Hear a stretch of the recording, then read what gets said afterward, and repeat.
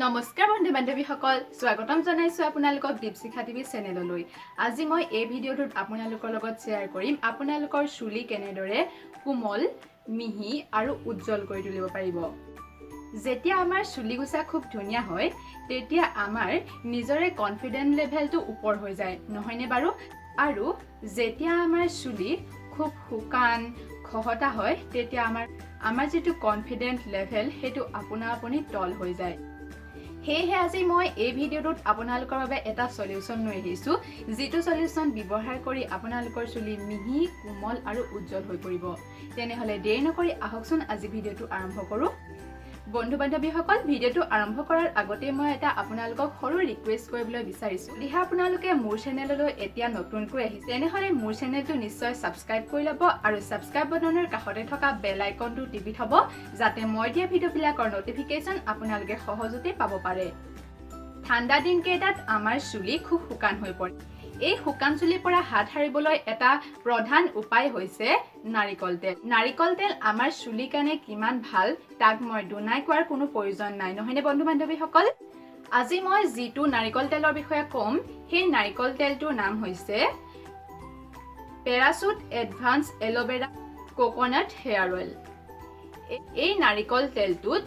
aloe vera gel দিয়া আছে যদিহে আপোনালোকে এই নাৰিকল তেলটো ব্যৱহাৰ কৰে তেনেহলে নাৰিকল তেলৰ লগতে আপোনালোকে এলোভেৰা জেলৰো বেনিফিট উঠাব পাৰিব নাৰিকল তেলে আমাৰ চুলি কোমল মিহি আৰু উজ্জ্বল কৰে আমাৰ চুলি গ্ৰোথ কৰাটো সহায় কৰে এই তেলত এলোভেৰা জেলো দিয়া আছে এলোভেৰা জেলেও আমাৰ চুলি মিহি কোমল উজ্জ্বল কৰে লগতে আমাৰ চুলিত যি উফি সমস্যা আছে সেই উফি সমস্যাও ঠিক কৰে হেহে এই তেল ব্যৱহাৰ কৰিলে আপোনালোকে বহুতো বেনিফিট পাব পাৰিব মই প্ৰায় 2 মাহ ধৰি এই তেলটো ব্যৱহাৰ কৰি আছো আৰু ভাল ৰিজাল্ট পাইছো হে ভাবিলো এই তেলৰ বিষয়ে মই আপোনালোকৰ লগত কিছু কথা শ্বেয়াৰ কৰো এই তেলটো খুব পাতল হয় আৰু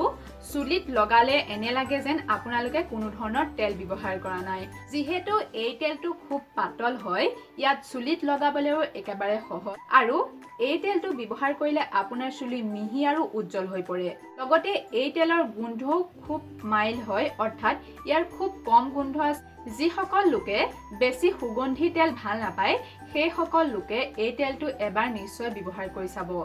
এই তেলটো ব্যৱহাৰ কৰিলে আপোনালোকৰ কোনো ধৰণৰ ইৰিটেশনো নহয় প্ৰথমতে জানো আহক এই তেলৰ ব্যৱহাৰৰ বিষয়ে আপোনালোকে এই তেল চুলি ধোৱাৰ আগত ব্যৱহাৰ কৰিব পাৰিব চুলি ধোৱাৰ পিছত এজ এ হেয়াৰ সিৰাম হিচাপে ব্যৱহাৰ কৰিব পাৰিব আৰু বিভিন্ন ধৰণৰ হেয়াৰ ষ্টাইল কৰাৰ আগতো এই তেল আপোনালোকে ব্যৱহাৰ কৰিব পাৰিব মূৰ ধোৱাৰ আগত আপোনালোকৰ চুলিৰ অনুপাতে এই তেলটো এটা পাত্ৰত উলিয়াই আপোনালোকৰ চুলিৰ গুৰিত ভালদৰে মাসাজ কৰিব আৰু 1 ঘণ্টাৰ কাৰণে ৰাখি থৈ চুলি ধুই দিব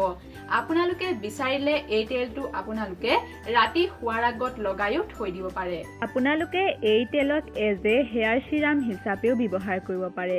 তাৰ বাবে আপোনালোকে চুলি ধোৱাৰ পিছত তিতা চুলিতে নাইবা চুলি একেবাৰে শুকাই যোৱাৰ পিছত এই তেলৰ কেইটোপাল মান লৈ চুলিত ঘঁহিব এনেদৰে এই তেলে হেয়াৰ সিৰাম হিচাপেও কাম কৰে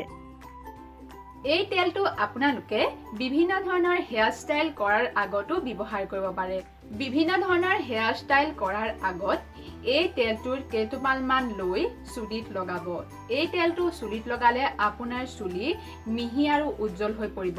আৰু যদি আপোনালোকৰ চুলি মিহি আৰু উজ্জ্বল হৈ থাকে তেনে চুলিত হেয়াৰ ষ্টাইল কৰিলেও বহুত ধুনীয়া দেখি হেহে হেয়াৰ ষ্টাইল কৰাৰ আগত এই তেলটো ব্যৱহাৰ কৰিব পাৰে